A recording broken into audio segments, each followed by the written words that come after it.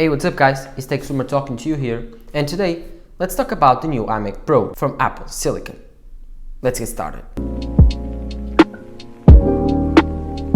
So Apple just might revamp the iMac Pro line. So what I mean is, Apple may create a different section of their lineup dedicated to the Pro line. So instead of having an iMac 27-inch and 21-inch, they might just have a 24-inch iMac, which is standard, and then have a 32-inch iMac Pro with a very different design from the standard iMac to differentiate the two products and separate them into lineups. So you would have the Pro machine and the Pro iMac and the consumer iMac, which we have seen now and looks like this, what you are seeing on the screen, which in my opinion, it's beautiful. It's controversial design, but I think it's iconic, and I love the fact that when I look at it, I can recognize that it's an iMac. But there's a lot of people that don't like it, and they think it's ugly and white bezels and stuff, and the chin. So if you want one of these people, I would redirect you to the iMac Pro that is coming later this year. So this iMac would have thin bezels. When I say thin, it's Pro Display XDR, thin and no chin. So the design would be probably much the same as the Pro XDR display, with thinner body, of course, because it wouldn't need that huge backlight that they have and that huge cooling system to make it thick. So I believe Pro would have an M1X processor, which is quite powerful, and an integrated GPU, but an external to the processor. So we will have a very powerful GPU on your iMac. We will have even better speakers and probably an even better eyesight camera. So we would have, now it's 1080p, we'd probably have 1440p camera. And finally, the mics would be much better too. Also, this iMac Pro would feature different colors from this consumer iMac that we have got. So instead of having those pretty fun purple, yellow, orange and red and green, we would have space gray and black and all of these types of the neutral colors.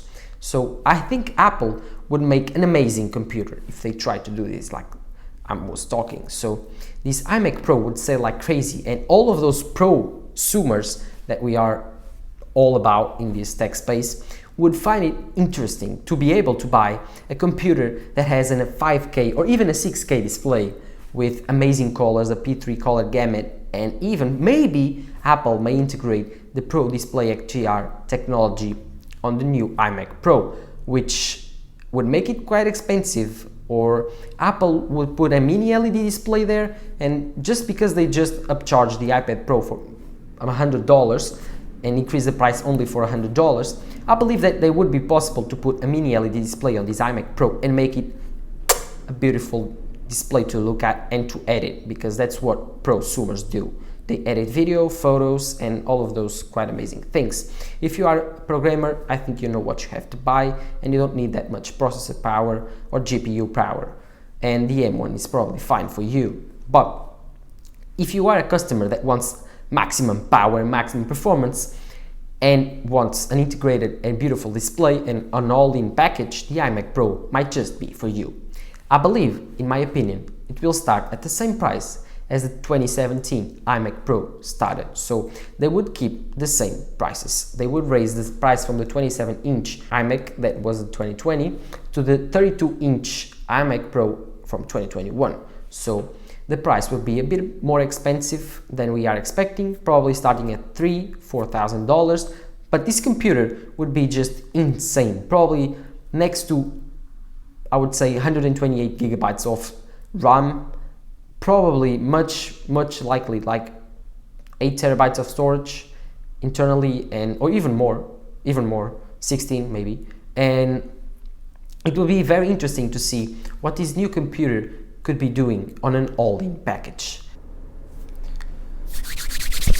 It was cold, I had to get another shirt to put on. But as I was saying, if you like the iMac Pro, go for it. But if you prefer a computer and you have already a display and a keyboard and you want the maximum performance for your machine, but don't want to probably spend maximum price, my advice would be, or wait for the M1X Mac Mini, which probably will be very powerful, not quite as powerful as the iMac Pro, because I believe that one will have or the M1X or the M1Z, but probably an even better top-notch processor. But in my opinion, you should go for the Mac Pro.